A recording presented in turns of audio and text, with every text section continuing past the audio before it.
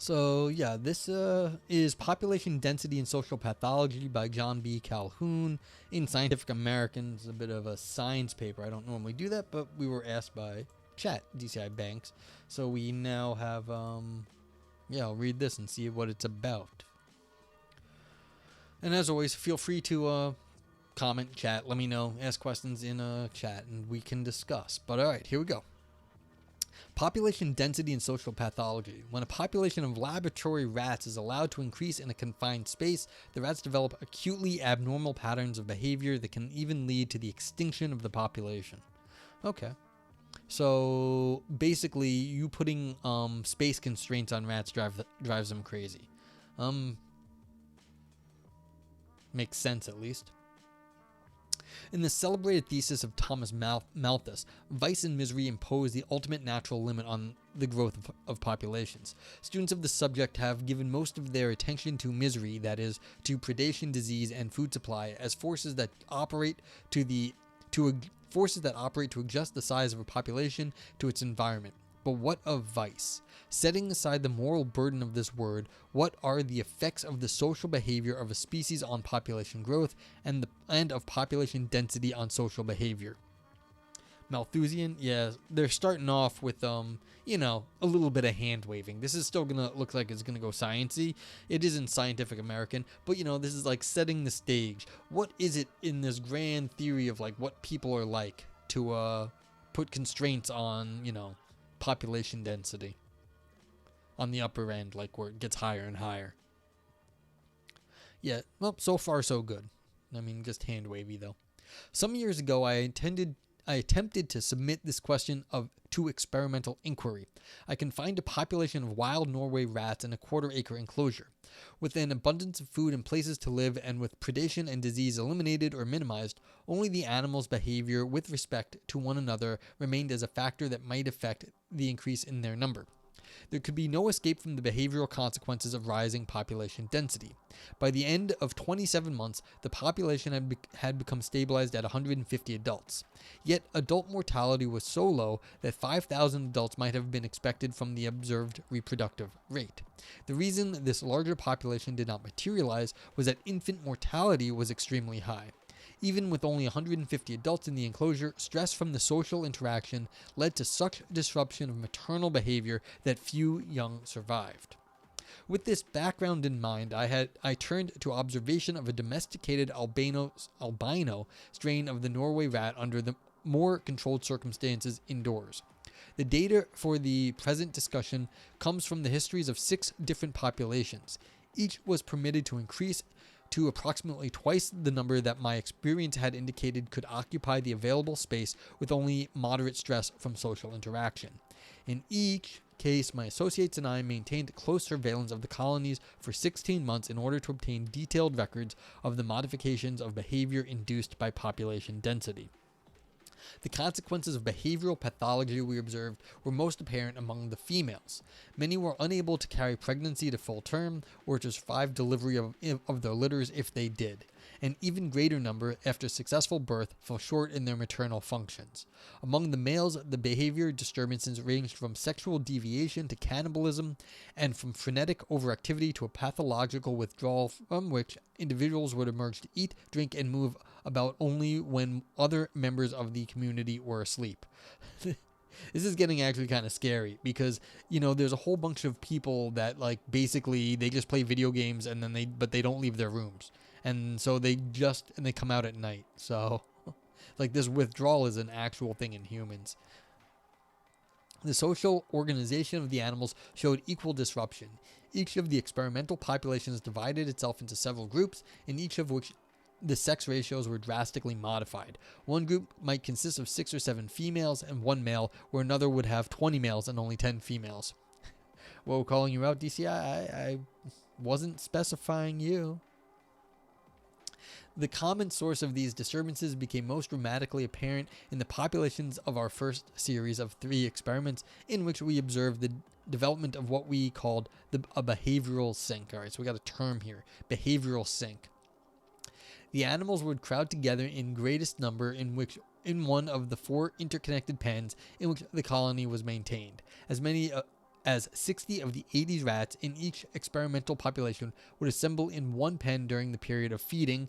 Individual rats would rarely eat except in the company of other rats. As a result, extreme population densities developed in the pen adopted for eating, leaving the others with sparse populations. Eating and other biological activities were thereby transformed into social activities in which the principal satisfaction was interaction with other rats. In the case of eating, this transformation of behavior did not keep the animals from securing adequate nutrition, but the same pathological togetherness tended to disrupt the ordered sequence of activity involved in other vital modes of behavior, such as courting of sex partners, the building of nests, and the nursing and caring of the young. In the experiments in which the behavioral sink developed, infant mortality ran as high as 96% among the most disoriented groups of the population. Even in the absence of behavioral sink, in the second series of 3 experiments, infant mortality reached 80% among the corresponding members of the experimental populations. Yeah, I mean, so they're really fucking the rats' heads up. It looks like you're just putting too many rats in one spot. The design of the experiments was relatively simple. 3 populations of the first series each began with 32 rats. Each population of the second series began with 56 rats. In all cases, the animals were just past weaning and were evenly divided between males and females. By the 12th month, all the populations had multiplied and each comprised 80 adults. Thereafter, removal of the infants that survived birth and weaning held the populations steady. Although the destructive effects of population density increased during the course of the experiments, and the mortality rate among the females and among the young males was much higher in the 16th month than it was earlier, the number of young that survived to weaning was always large enough to offset the effect of adult mortality and actually to increase the population. The evidence indicates, however, that in time, failure of reproductive function would have caused the colonies to die out. At the end of the first series of experiments, 8 rats, the 4 healthiest males and the 4 healthiest females in each 2 populations, were permitted to survive. These animals were 6 months old at the time, in the prime of life. Yet in spite of the fact that they no longer lived in overpopulated environments, they produced fewer litters in the next 6 months than would normally have been expected. Nor did any of the offspring that were born survive to maturity. Okay, wow. So, like, even once you took the rats out of, like, this constrained area, they still maintained the same, like, reproductive rates as if they were still stuck in the very high density population. So basically, not only did you screw with the rats initially, it held over, and eventually, you know, no one was going to survive in the long run. That's a little scary. I don't know if all of y'all remember the James Bond, what was that called, Skyfall? They had a story about this and that. I wonder when Skyfall came out and if they had read this paper. Like, when was Skyfall? I want to know. One sec. I think it was before this.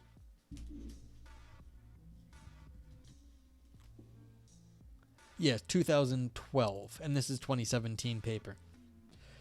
But yeah, like in Skyfall, they were saying what you basically do is you make a very high population density of rats so that they turn cannibalistic, and then you let the cannibals out into the rest of the population, and it fucks the rest up so that you thank you, Pink Lady, but I think that's yes, it said 2012 when I googled it, but whatever. It's still before this one, this paper. But once you let the, like, sort of these rats that were in this constrained area out, it really ruins the rest of the population. Like, they'll either eat them or they don't reproduce anymore.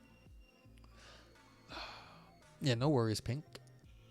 The males and females that initiated each experiment were placed in groups of the same size and sex composition in each of the 4 pens that partitioned in a 10 by 14 foot observation room. The pens were complete dwelling units. Each contained a drinking fountain, a food hopper, and an elevated artificial burrow, reached by a winding staircase and holding 5 nest boxes. A window in the ceiling of the room permitted observation, and there was a door on one wall. With space for a colony of 12 adults in each pen, the size of the groups in which rats are normally found, this setup should have been able to support 48 rats comfortably. At the stabilized number of 80, an equal distribution of the animals would have found 20 adult rats in each pen, but the animals did not dispose themselves in this way. Biasing factors were introduced in the physical design of the experiment to encourage differential use of the 4 pens. The partitions separating the pens were electrified so that the rats could not climb them. Ramps across 3 of the partitions enabled the animals to get from one pen to another and so traverse the entire room. With no ramps to permit crossing the 4th partition, however, the pens on each side of it became the end pens of what was topologically a row of 4. The rats had to make a complete circuit of the room to go from the pen we designated 1 to the pen designated 4 on the other side of the partition separating the 2. This arrangement of ramps immediately skewed the mathematical probability in favor of a high population density in pens 2 and 3 than in pens 1 and 4. Pens 2 and 3 could be reached by 2 ramps, whereas pens 1 and 4 had only 1 each. Yeah, so basically, you got 4. So 1, 2, 3, 4. So all the ones in the middle had 2 doors at the end of it, but like the ones at the edges don't. So you're gonna get like a nice little bell curve basically, because the ones in the middle had more, of it. It'd be easiest to get to the other places from the center of town, basically. The use of pen 4 was further discouraged by the elevation of its burrow to a height greater than that of the burrow in the other end pen. The 2 middle pens were similarly designed from being each other, the burrow in pen 3 being higher than that in pen 2. But here the differential appears to have played a smaller role, although pen 2 was used somewhat more often than pen 3. Alright, so then they had like a ramp going up. Yeah, like you can see a picture here on the left. I don't know how well it's going to come through on your side, but basically they have like things at different heights and they've got little ramps between everything, and then like and then electrified wire in between them. So it's a little bit of a weird setup, but you've got 4 boxes and stuff in the middle, and then houses at different heights, and so you don't want to have to climb the stairs. That's basically what it is. So they made it so that you don't. Some pens you have to climb higher up to get into your house, and climbing stairs is a pain in the butt. With the distribution of the rats biased by these physical arrangements, the sizes of the groups in each pen could have been expected to range from as few as 13 to as many as 27. With the passage of time, however, changes in behavior tended to skew the distribution of the rats among the pens even more. Of the 100 distinct sleeping groups counted in the 10th to 12th month of each experiment, only 37 fell within the expected size range. In 33 groups, there were fewer than 13 rats, and in 30 groups, the count exceeded 27. The sex ratio approximated equality only in those groups that fell within the expected size range. In the smaller groups, generally composed of 8 adults, there were seldom more than 2 males. In the larger groups, on the other hand, there were many more males than females. As might be expected, the smaller groups established themselves at the end pens, whereas the larger groups were usually observed to form in the middle pens. The female members of the population distributed themselves about equally in the 4 pens, but the male population was concentrated almost overwhelmingly in the middle pens. One major factor in the creation of this state of affairs was a struggle for status that took place among the males. Shortly after male rats reach maturity, at about 6 months of age, they enter a round robin of fights that eventually fixes their position in the social hierarchy. In other experiments, such fights took place among the males in all pens, both middle and end. In the end pens, however, it became possible for a single dominant male to take over the area as his territory. During the period when the social hierarchy was being established, the subordinate males in all pens adopted the habit of arising early. This enabled them to eat and drink in peace. Since rats generally eat in the course of their normal wanderings, the subordinate residents of the end pens were likely to feed in one of the middle pens, when, after feeding, they wanted to return to their original quarters. They would find it very difficult. By this time, the dominant male in the pen would probably have awakened, and he would engage the subordinate in fights as they tried to come down one ramp to the pen. For a while, the subordinate would continue its efforts to return to what had been its home, but after a succession of defeats, it would become so conditioned that it would not even make the attempt. In essence, the dominant male established his territorial dominion and his control over a harem of females, not by driving the other males out, but by preventing their return. Yeah, so, when did there was food in the other pens though, but they wanted to eat in the middle pens, I guess, to be undisturbed. Interesting, okay. Yeah, once a male had established his dominion over an end pen and the harem it contained, he was usually able to maintain it. Although he slept a good deal of the time, he made his sleeping quarters at the base of the ramp. He was therefore on perpetual guard. Awakening as soon as another male appeared at the head of the ramp, he had only to open his eyes for the invader to wheel around and return to the adjoining pen. On the other hand, he would sleep calmly through all the comings and goings of his harem. Seemingly he did not even hear their clatterings up and down the wire ramp. His conduct during his waking hours reflected his dominant status. He would move about in a casual and deliberate fashion, occasionally inspecting the burrow and the nests of his harem. But he would rarely enter a burrow, as some other males did, merely to ferret out the females. A territorial male might tolerate other males in his domain provided they respected his status. Such subordinate males inhabited the end pens in several of the experiments. Phlegmatic animals, they spend most of their time hidden in the burrow with the adult females, and their excursions to the floor lasted only as long as it took them to obtain food and water. Although they never attempted to engage in sexual activity with any of the females, they were likely, on those rare occasions when they encountered the dominant male, to make repeated attempts to mount him. Generally, the dominant males tolerated these advances. Alright, so they had some gay guys around. In these end pens, where population density was lowest, the mortality rate among infants and females was also low. Of the various social environments that developed during the course of the experiments, the brood pens, as we called them, appeared to be the only healthy ones, at least in terms of the survival of the group. The harem females generally made good mothers. They nursed their young, built nests for them, and protected them from harm. If any situation arose that a mother considered a danger to her pups, she would pick the infants up one at a time and carry them in her mouth to a safer place. Nothing would distract her from this task until the entire litter had been moved. Half the infants born in the brood pens survived. The pregnancy rates recorded among the females in the middle pens were no lower than those recorded in the end pens, but a smaller percentage of these pregnancies terminated in live births. In the second series of experiments, 80% of the infants born in the middle pens died before weaning. In the first series, 96% perished before this time. The males in the middle pens were no less affected than the females by the pressures of population density. In both series of experiments, the social pathology among the males was high. In the first series, however, it was more aggravated than it was in the second. Alright, so basically what's happening is the ones that could make space for themselves like a little bit outside the crowds, they did. Then everyone else got pushed into the middle and lost their minds. I guess this is, this is why they use rats, because they're basically like small people. Welcome to like cities where everyone's losing their minds. This increase in disturbance among the middle pen occupants of the first series of experiments was directly related to the development of the phenomenon of the behavioral sink, the outcome of any behavioral process that collects animals together in unusually great numbers. The unhealthy connotations of the term are not accidental. A behavioral sink does act to aggravate all forms of pathology that can be found within a group.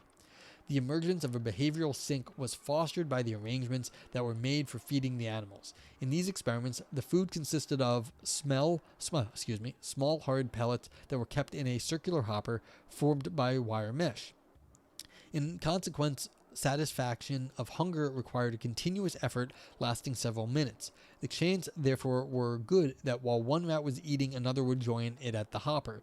As it was mentioned earlier, rats usually eat intermittently throughout their waking hours whenever they are hungry and food is available. Since the arrangement of the ramps drew more rats into the middle pens than into the end ones, it was in these pens that the individuals were most likely to find other individuals eating. As the population increased, the association of eating with the presence of other animals was further reinforced. Gradually, the social aspect of the activity became determinant. The rats would rarely eat except at hoppers already in use by other animals. Oh, so they start liking eating together. I mean, that seems okay. At this point, the process became a vicious circle. Maybe it wasn't okay. As more and more of the rats tended to collect at the hopper in one of the middle pens, the other hoppers became less desirable as eating places. The rats that were eating at these undesirable locations, finding themselves deserted by their groupmates, would transfer their feeding to the more crowded pen. By the time the 3 experiments... where am I going? In the first series drew to a close, half or more of the populations were sleeping as well as eating in that pen. As a result, there was a decided increase in the number of social adjustments each rat had to make every day. Regardless of which pen a rat slept in, it would go to one particular middle pen several times a day to eat. Therefore, it was compelled daily to make some sort of adjustment to virtually every other rat in the experimental population. No behavioral sinks developed in the second series of experiments because we offered the rats their diet in a different way. A powdered food was set out in an open hopper. Since it took the animals only a little while to eat, the probability that 2 animals would be eating simultaneously was considerably reduced. In order to foster the emergence of a behavioral sink, I supplied the pens with drinking fountains designed to prolong the drinking activity. The effect of this arrangement was unquestionably to make the animals social drinkers. They used the fountain mainly when the other animals lined up at it, but the effect was also to discourage them from wandering and to prevent the development of a behavioral sink. Since rats generally drink immediately on arising, drinking and the social interaction it occasioned tended to keep them in the pens in which they slept. For this reason, all social pathology in the second series of experiments, although severe, was less extreme than it was in the first series. Okay, so basically because they drink at set times of the day, they do it and then they stop. But the eating they do continuously, and so they got used to doing it continuously with other people and then other rats, and then they had to keep doing it that way. Alright, so everyone goes to the dining hall at the same time because it's more fun that way, I guess. Yeah.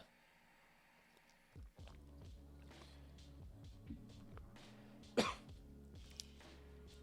anyone has any questions, let me know. I mean, what's different about like reading science versus, reading the philosophy? The philosophy stuff, like you're telling a story, but like there's different different bits. Like they're usually laying out an argument. You can see here they're telling a story, but they're just going over what happened. It's more like a history than a story about like what you're arguing for. Because in philosophy you get like, okay, here's what I think is going on in the stuff. And like that's kind of like their opinion, their arguments, who they like are referring to. This is like a history. There's nothing to argue with. They're just telling us what happened and why they think it happened, but basically what happened. Like we get to the end and they're going to tell us what they think was going on, but there's only one idea here, like one behavioral sink because they get together and it drives them crazy. But that's it. So it's like this is a story. Do we find the story plausible? Maybe. But like that's what the science is. But you can't argue with the history because it just is a history. They're reporting what happened. DCI says, I believe he gets to it. Yeah, well, they have to get to it. You're off to stream now. See you later, friends. Have a good one. Yeah, everyone go hang out at Ann's. Well, you can stick out, go lurk Ann or lurk me, but go hang out with Ann too. Cool. Thanks for being here, Ann. Appreciate it. Okie dokie.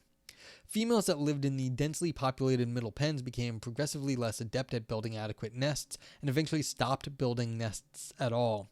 Normally, rats of both sexes build nests, but females do so more vigorously around the time of parturiation.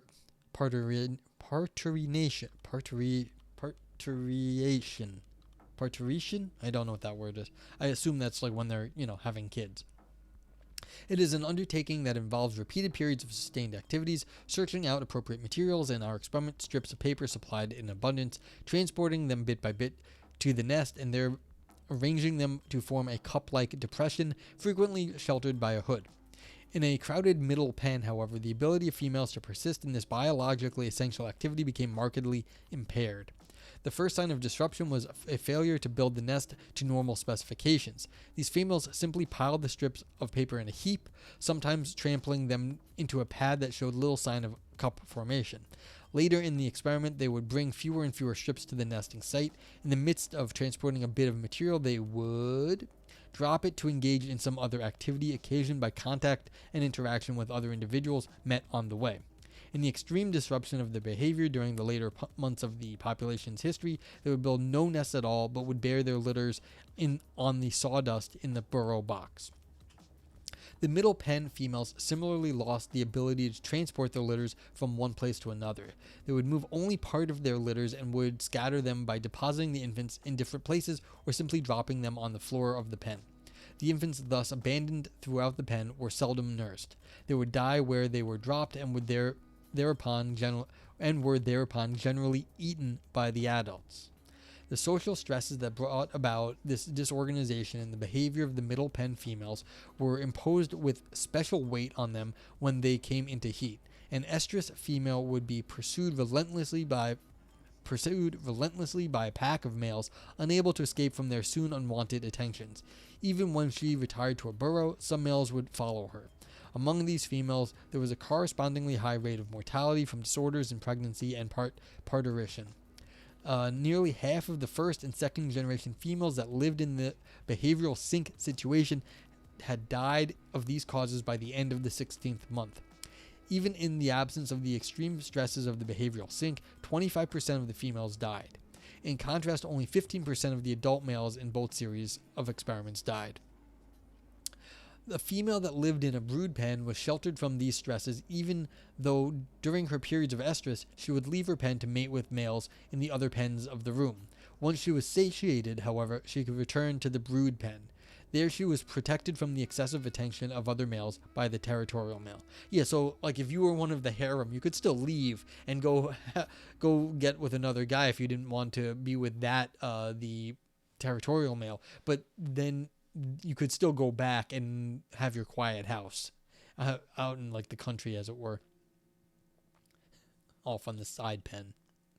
For the effect of population density on the males, there is no index as explicit and objective as the infant and maternal mortality rates. We've attempted a first approximation of such an index, however, by scoring the behavior of the males on two scales, that of dominance and that of physical activity. The first index proved particularly effective in the early period of the experiment, when the males were approaching adulthood and beginning the fights that eventually fixed their status in the social hierarchy. The more fights a male initiated and the more fights he won, the more likely he was to establish a position of dominance. More than half of the animals in each experiment gave up the struggle for status after a while, but among those that persisted, a clear-cut hierarchy developed.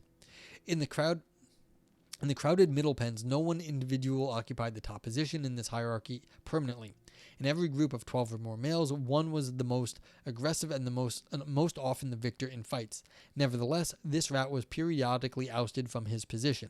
At regular intervals during the course of their waking hours, the top-ranking males engaged in free-for-alls that culminated in the transfer of dominance from one male to another. In between these tumultuous changings of the guard, relative calm prevailed. The aggressive dominant animals were the most normal males in our populations. They seldom bothered either the females or the juveniles, yet even they exhibited occasional signs of pathology, going berserk, attacking females, juveniles, and the less active males, showing a particular predilection, which rats do not normally display, for biting other animals on the tail. Below the dominant males on both the status scale and in their level of activity were the homosexuals, a group perhaps better described as pansexual.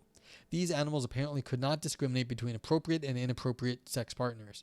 I wonder if they would not use appropriate and inappropriate sex partners now. They just do not discriminate between male and female sex partners. They made sexual advances to males, juveniles, and females that were not in estrus. The males, including the dominants as well as the others of the pansexuals own group, usually accepted their attentions. The general level of activity of these animals was only moderate. They were frequently attacked by their dominant associates, but they very rarely contended for status.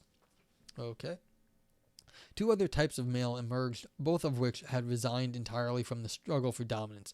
They were, however, at exact opposite poles as far as their levels of activity were concerned. The first were completely passive and moved through the community like somnambulists, sleepwalkers. They ignored all the other rats of both sexes, and all the other rats ignored them. Even when the females were in estrus, these passive animals made no advances to them, and only very rarely did other males attack them or approach them for any kind of play. To the casual observer, the passive animals would have appeared to be the healthiest and most attractive members of the community. They were fat and sleek, and their fur showed none of the breaks and bare spots left by the fighting in which males usually engage, but their social disorientation was nearly complete. Yeah, so these are the ones that are just like rejected society entirely. It's like, leave me alone. Perhaps the strangest of all types that emerged among the males of the group I have called the group I have called the probers. So we've got the probers. These animals, which always lived in the middle pens, took no part at all in the status struggle. Nevertheless, they were the most active of all the males in the experimental populations, and they persisted in their activity in spite of attacks by the dominant animals. In addition to being hyperactive, the probers were hypersexual and homosexual. In time, many of them became cannibalistic. They were always on the alert for estrus females. If there were none in their own pens, they would lie in wait for long periods at the top of the ramps that gave on the brood pens and peered down into them. They always turned and fled as soon as the territorial rat caught sight of them. Even if they did not manage to escape unhurt, they would soon return to their vantage point. Oh man, this reminds me of this guy. No one really liked him. And when he was friends with some guys at an old job of mine. Well, not friends. They were coworkers, and they'd hang out sometimes after work. And this guy, he'd go hang out by the women's bathroom. And he'd go hang out by the women's bathroom because, all the women had to go there at some point in the night. And so he'd try and catch him at that point. But, like, if any guys would, like, catch him over there, they'd be like, what the fuck are you doing? So this is, like, yeah, he was not, like I said, they hung out with him because he was okay and they were co-workers. But, like, they told some, like, not so nice stories. They didn't really like him. They were, cordial with that guy. And how you doing, Maddie? So, but like, yeah, yeah. One story I heard from this guy was, he was not a big dude. So, but like, I mean, not like big, but like small guy, but like whatever. He was not like, weak or anything. Apparently, he thought that he could do a flying elbow. Like, he, jumped at a guy that he thought like that he didn't like, and did a flying elbow and hit the guy in the head. And he thought this would, like, win. And apparently the guy's just like it hurt. He was like, what the fuck is wrong with you? You just did a flying elbow? Like, and he went to beat the fuck out of the dude. But, like, the guy just didn't understand that, like, yeah, that's not going to end a fight unless you, like, hit it just right or whatever. And so, like, then the other dudes who, like, the coworkers there, they had to go over, like, they actually were bigger dudes and had to, like, apologize and, like, keep their coworker from getting his ass beat. But it was just like this. He was kind of like a little bit delusional. He did not realize he wasn't a big dude, and a flying elbow is probably not going to win you a fight because he had no backup plan after that failed. Like, it's just, I don't know how many guys are out there that, like, know how to fight, but, like, flying elbow is like your end strategy. That's like, as they say, it's like, that's not a strategy. That's what you do when you have nothing left. And this guy, like, went in with the flying elbow. It's like, all right, dude, this is not professional wrestling. So, yeah, but like this story about like this, he just wants to fuck anything and just doesn't know what's going on. Remind me of him. Yeah, I hope you're well, Maddie. I was asked to read some science, and science is interesting, but it's just it's just you can tell stories, but there's like less to argue about and less to questions, just a history. All right. So, the probers conducted their pursuit of estrus females in an abnormal manner. Yeah, gross and weird and awkward. Well, guys are stupid things. Like, everyone's stupid. Like, some guys are dumb, some women are dumb. It's like it happens. So, very awkward, yeah. Mating among rats usually involves a distinct courtship ritual. In the first phase of this ritual, the male pursues the female. She thereupon retires for a while in the burrow, and the male lies quietly in wait outside, occasionally poking his head in the burrow for a moment, but never entering it. In the wild forms of the Norway rat, this phase usually involves a courtship dance on the mound at the mouth of the burrow. Oh, so they do a little dance at the lady's house. That's fun. The female at last emerges from the burrow and accepts the male's advances. Even in the disordered community of the middle pens, this pattern was observed by all the males who engaged in normal heterosexual behavior. but the probers would not tolerate even a short period of waiting at the burrows in the pens where accessible females lived. As soon as a female retired to a burrow, a prober would follow her inside. On these expeditions, the prober often found dead young On these expeditions, the probers often found dead young lying in the nests. As a result, they tended to become cannibalistic in the later months of a population's history. Yeah, so this is getting stranger and stranger. Although the population sink did not develop in the second series of experiments, the pathology exhibited by the populations in both sets of experiments and in all pens was severe. Even in the brood pens, females could raise only half their young to weaning. Nor does the difference in infant mortality between the middle pens of the first and second series, 96% in the first as opposed to 80% in the second, represent a biologically significant improvement. It is obvious that the behavioral repertory with which the Norway rat had emerged from the trials of evolution and domestication must break down under the social pressures generated by population density. In time, refinement of experimental procedures and of the interpretation of these studies may advance our understanding to the point where they may contribute to the making of value judgments about analogous problems confronting the human species. Okay. Yeah.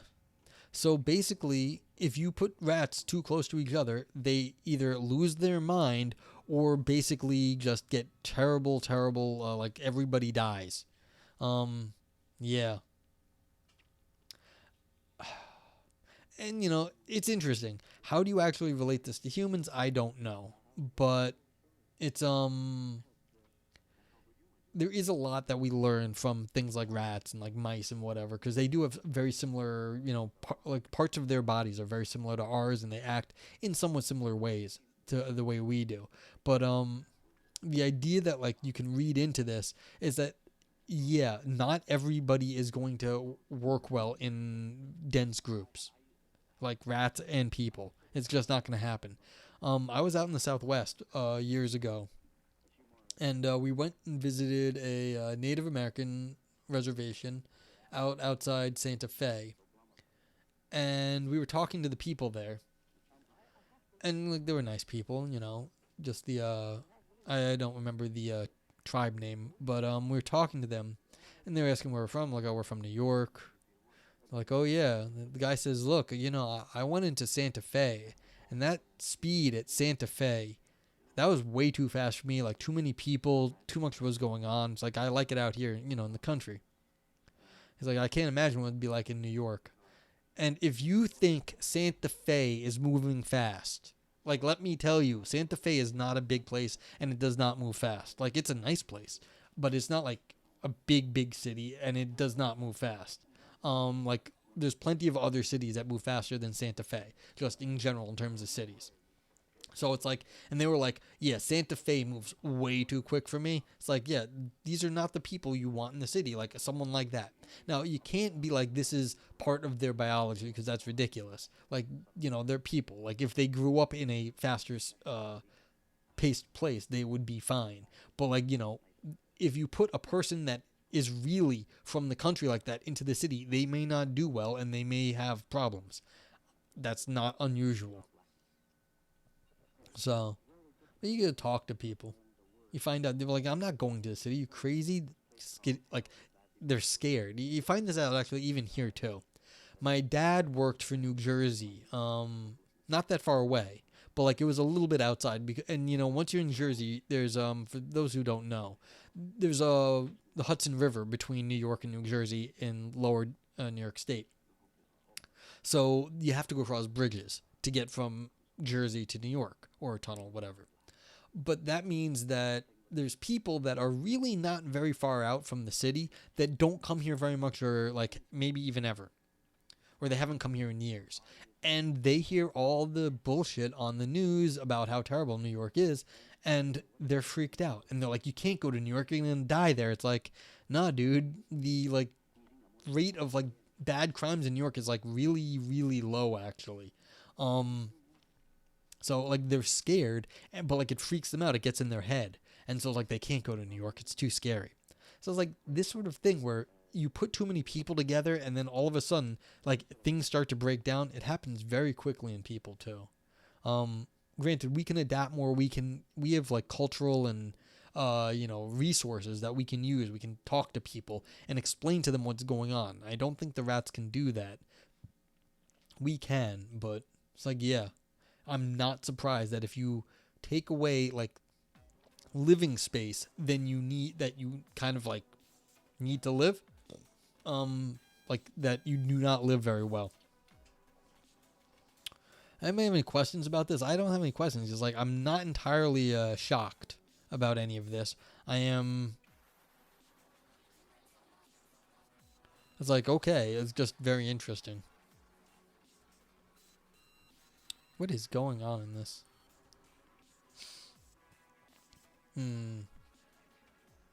Alrighty. Well, thank you, DCI, for suggesting this. It's interesting stuff.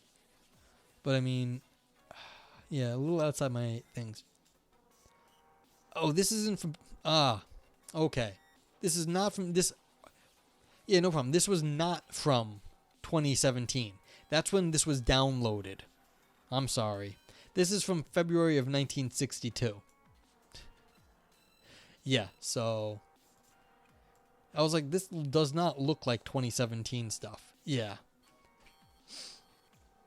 Alright, so yeah, I saw the 2017 date on the file and stuff in the JSTOR. Yeah, like the JSTOR upload might be 2017 or something. That's when, like, people uploaded this stuff, but it's from 62. Makes sense. I was like, this does not look like new things. This looks like old stuff. Yeah, exactly, Frank. This does seem like a brutal experiment to be run in 2017. Like, this would be hard to get past. Well, if we didn't have any idea that this was the case, then maybe you could get it, like, approved. But at this point, like, putting animals in pens that are too small for them does seem like just cruelty. DCI, John Calhoun got massively paranoid about cities after this experiment. I dispute us being that close to rats. Yeah, I mean... Like I said, the crime rate in New York City is actually not that bad compared to most places. And so... Oh, that's true. Yeah, DCI made a good point. They had more space, but like it's sort of, they ended up segregating themselves into a very small space for various reasons that the author pointed out. Was that people at the ends, they blocked off, like they had their own little domains, so that forced the other ones in. And then also some sort of acclimation to eating and drinking with other rats meant that they wanted to be together more during those periods, which ended up making them together more in general. Yeah, so they just... Yeah, but I mean, I could see why doing experiments like this, like, oh, you're going to move to the city, you're going to lose your mind. It's like, no, that doesn't actually happen. Not for people, at least. But, like, you can see that not everyone is going to agree. It's not going to agree with everyone. I'm not entirely surprised that, cities do not agree with everyone. They don't. And that's okay. And that's what I was saying when I was visiting the Southwest here in the United States. It's like, yeah, like people move out to have more space because that's how they like to live, and that's cool. Frank says, I don't think cities are a close match to this kind of environment. Maybe really dense places like Lagos or Manila. I mean, like you can go to Manhattan. Like Manhattan is extremely dense. It may actually be the most dense place on the planet, which is like a few miles that way. And it's like Manhattan is okay, like really. But like, yeah, maybe in Lagos or Manila, but I very much doubt it. Like, I don't hear of any. Well, I wouldn't know. Maybe Lagos and Manila does have like all the crazy people now, but I just don't think so. DCI says Bear Grylls, the secret scientist ran experiments like this called The Island. Like, what was that? Survivalist show or something? Dhaka in Bangladesh. Yeah, wouldn't be surprised. But like, the part of the world, like, China, India, that in like the Southeast Asia, that's way more densely populated than it is in the United States. And Europe is even just in general more densely populated than the United States. So the question is, like, does it really drive people like mad? I don't know. I mean, I don't know what the crime rates are, the pathology rates are out there. I wouldn't want to, speculate. That would seem to be just inappropriate. But But like, there's been people in these cities for a very long time. That's the other part I was getting to, is that like India's been densely populated for a long time. China, densely populated. All the other countries in Southeast Asia, they've been densely populated for a very long period of time. You don't hear about like completely insane. There are completely insane stories from all over the world, but like you just don't. It doesn't seem like they're really like if it was just population density, then the cities would have collapsed basically, and they haven't. I mean, maybe on a long enough time scale, we can ask Shane, but still, it doesn't seem like yeah, it just doesn't seem like that's what would happen. Because it hasn't. Okay.